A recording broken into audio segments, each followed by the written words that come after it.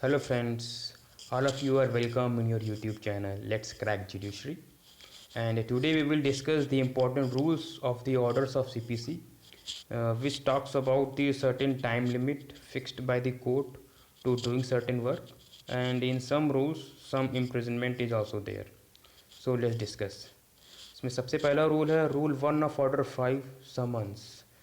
तो इसमें यह कहा गया है कि जब सूट जो है ड्यूली इंस्टीट्यूट हो जाता है तो समन्स इशू होते हैं डिफेंडेंट को अपीयर होने के लिए और प्लेंटिफ के क्लेम को आंसर करने के लिए और अपने डिफेंस में रिटर्न स्टेटमेंट दाखिल करने के लिए, और उसको ये रिटर्न स्टेटमेंट जो है within 30 days from the date of the service of summon file करना पड़ता है। और प्रोविज़ो में ये कहता है कि कोर्ट जो है ये टाइम पीरियड 90 डेज तक एक्सटेंड कर सकता है by giving the reasons in writing. और उसके बाद फिर आता है रूल 4 ऑफ ऑर्डर 5। उसमें ये कहता है कि no party to be order to appear in person unless resident within local limits of the court's original jurisdiction. इसमें यह कहा गया है कि अगर कोई पार्टी अगर कोर्ट के लोकल लिमिट्स ऑफ जुरिस्डिक्शन में रेसाइड नहीं करती तो उसको ऑर्डर नहीं किया जाएगा कि वो अपीयर हो इन पर्सन। अगर उसके अंदर है तब तो ठीक है, अगर उसके लोकल लिमिट जुरिस्डिक्शन के बाहर है तो उसको ऑर्डर नहीं किया जा सकता लेस देन 50 माइल्स। और अगर वहाँ पे कम्युनिकेशन है मतलब तो जो है 200 माइल्स के बीच की दूरी में अगर वो पार्टी रेसाइड करती है तो उसको ऑर्डर किया जाएगा अपीयर होने के लिए। उसके बाद आता है रूल 18 ऑफ ऑर्डर 6। वो कहता है failure to amend after order. तो इसमें यह है कि अगर प्लीडिंग को अमेंड करने के लिए कोर्ट ऑर्डर करती है या फिर तो उस टाइम लिमिट के अंदर उसको प्लीडिंग को अमेंड करना होगा, और अगर कोई टाइम लिमिट फिक्स नहीं करती है कोर्ट तो within 14 days from the date of order party को प्लीडिंग अमेंड करने के लिए अमेंडमेंट दाखिल करना होगा। फिर उसके बाद आता है rule 9 of order 7 procedure on admitting plaint. इसमें यह कहता है जब प्लेंट एडमिट हो जाता है तो प्लेंटिफ को प्रेजेंट करनी होगी एज नंबर ऑफ कॉपीज़ जितने नंबर ऑफ डिफेंडेंट हैं within 7 days from the date of order that summons be served. तो 7 दिनों के अंदर जिस दिन समन सर्व्ड हो जाते हैं तो उनके 7 दिनों के अंदर प्लेंटिफ को क्लेम्ड की कॉपी प्रेजेंट करनी पड़ेगी जितने डिफेंडेंट हैं। उसके बाद आता है rule 9 of order 8 subsequent pleading. इसमें यह कहता है कि अगर कोर्ट जो है कोई WS या एडिशनल WS की डिमांड कर सकता है किसी पार्टी से फाइल करने के लिए not more than 30 days from the date of the order in which from which it says to file it. उसके बाद आता है रूल 5 ऑफ ऑर्डर 9। वो कहता है dismissal of suit where plaintiffs after summon returned unserved fails for 7 days to apply for fresh summons.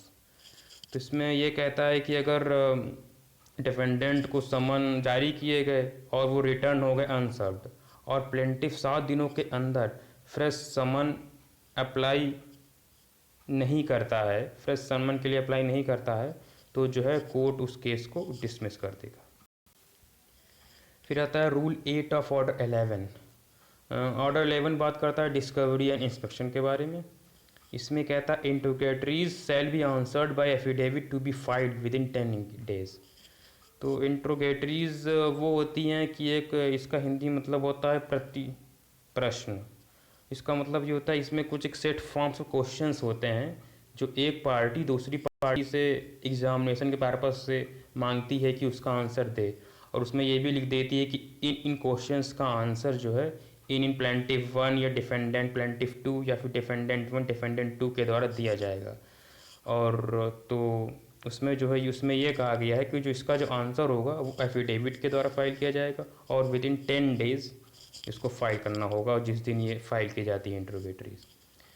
उसके बाद आता है rule 2 of order 12 notice to admit document. इसमें यह कहता है कि अगर नोटिस एक दी जाती है कि डॉक्यूमेंट एडमिट करने के लिए, तो वे within 7 days from the date of the service of notice उसको एडमिट करना पड़ेगा पार्टी को। उसके बाद आता है रूल 4 ऑफ ऑर्डर 12। उसमें ऊपर वाले में था नोटिस टू एडमिट डॉक्यूमेंट्स, और इसमें बात की गई है notice to admit facts. From the date of fixed for hearing, उस कम से कम 9 दिन पहले आपको पार्टी को बुला सकते हैं कि वो जो है फैक्ट को एडमिट करे। और अगर विदिन 6 days वो उसको रिफ्यूज़ कर देती है या नेगलेक्ट कर देती है एडमिट करने से, तो फिर बाद में उसको cost of proving such fact shall be paid by the party neglecting और रिफ्यूजिंग टू एडमिट फैक्ट। जो पार्टी रिफ्यूज़ कर देती है उसको या फिर नेगलेक्ट कर देती है, तो उसका कॉस्ट ऑफ प्रूविंग जो उस पार्टी को देना पड़ेगा। फिर आता है रूल 1 ऑफ ऑर्डर 16।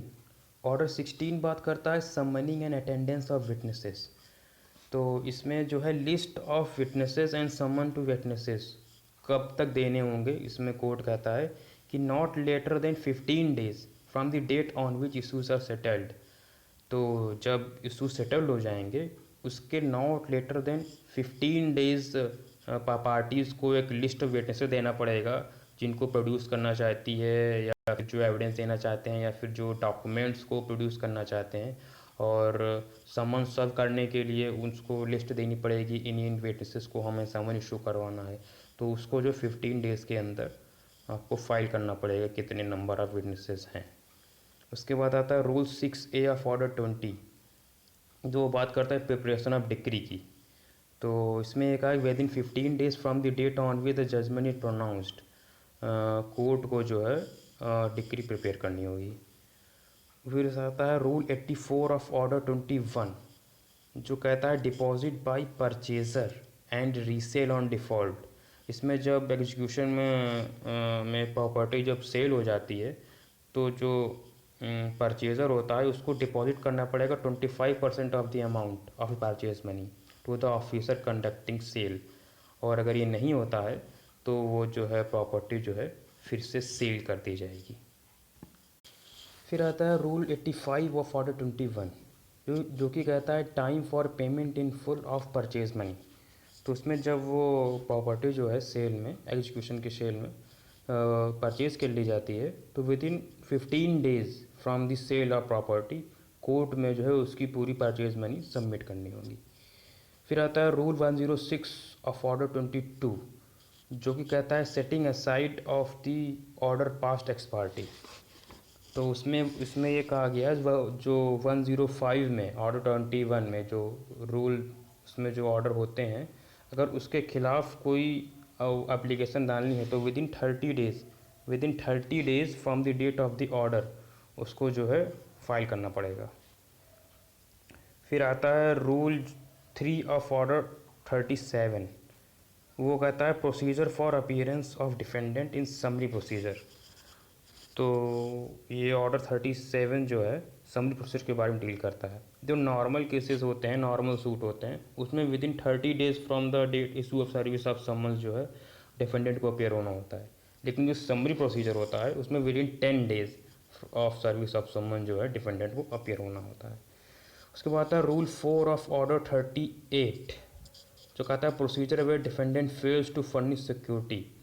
इसमें बात करता है अरेस्ट बिफोर जजमेंट में के बारे में। उसमें अगर उसमें उसको सिक्योरिटी देनी पड़ती है अरेस्ट होने से बचने के लिए, तो उसको जो है इसमें कहा गया है कि no person shall be detain in prison under this rule in any case for a period longer than 6 months और for 6 weeks where suit does not 50 rupees. तो जहाँ 50 रुपीज़ से कम सूट होगा वहाँ 6 हफ्ते के लिए, बाकी केसेस में 6 महीने से ज़्यादा उसको प्रिजन में डिटेन नहीं किया जाएगा। फिर आता है रूल 2A ऑफ ऑर्डर 39, जो कहता है कॉन्सिक्वेंस ऑफ डिसोबीडियंस और ब्रीच ऑफ इंजंक्शन। तो ऑर्डर 39 में कहा गया है इंजंक्शन के बारे में। तो उसमें यह है कि अगर कोई पर्सन ब्रीच करता है या फिर डिसोबीडियंस करता है इंजंक्शन का, तो उसकी जो प्रॉपर्टी होगी अटैच कर ली जाएगी, और सच पर्सन में भी detain in civil prison for a term not exceeding 3 months। और जो अटैचमेंट होगा shall remain in force for not more than जो है 1 year, मतलब 1 साल से ज़्यादा उसका अटैचमेंट नहीं रहेगा। फिर आता है रूल 3A ऑफ ऑर्डर 39। इसमें जो इंजंक्शन की एप्लीकेशन होगी उसमें कहा गया है कि कोर्ट को विद इन 30 डेज उसको जो है डिस्पोज ऑफ करना होगा। फिर आता है रूल 11A ऑफ ऑर्डर 41। इसमें कहा गया है कि time under which hearing, under जो रूल 11 के अंडर जो हेयरिंग होती है सूट के फर्स्ट हियरिंग में, कि सूट के फर्स्ट हियरिंग में अपील को डिसमिस करना है या फिर और भी जो प्रोसीजर है उसको जो है विद इन 60 डेज कोर्ट को कंक्लूड करना होगा। फिर आता है रूल 22 ऑफ ऑर्डर 41। इसमें ये कहता है upon hearing respondent may object to decree as ई फियर प्रिफर्ड ए सेपरेट अपील। तो अगर रिस्पोंडेंट को किसी इशू पे कोई उसे लगता है कि ये इशू उसके अगेंस्ट में वो हो गया है डिसाइड, तो विद इन 1 मंथ जो है वो ऑब्जेक्शन फाइल कर सकता है from the date of service of notice.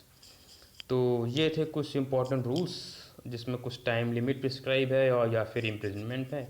इसको आप जब पढ़िएगा तो अपने बेयर एक्ट में टिक कर लीजिएगा। उससे ये होगा कि जब आप इसको रिवाइज़ करेंगे तो, क्योंकि ये कुछ रूल्स होते हैं अक्सर हम छोड़ देते हैं पढ़ने से और प्री पॉइंट ऑफ व्यू से बहुत ही इंपॉर्टेंट है, इसमें से आपको क्वेश्चन मिल जाते हैं। तो कैसा लगा ये आज का वीडियो बताइएगा हमें कमेंट बॉक्स में, और लाइक करिएगा, शेयर करिएगा, और अगर आपने अभी तक हमारे चैनल को सब्सक्राइब नहीं किया है तो please subscribe my channel. Thank you.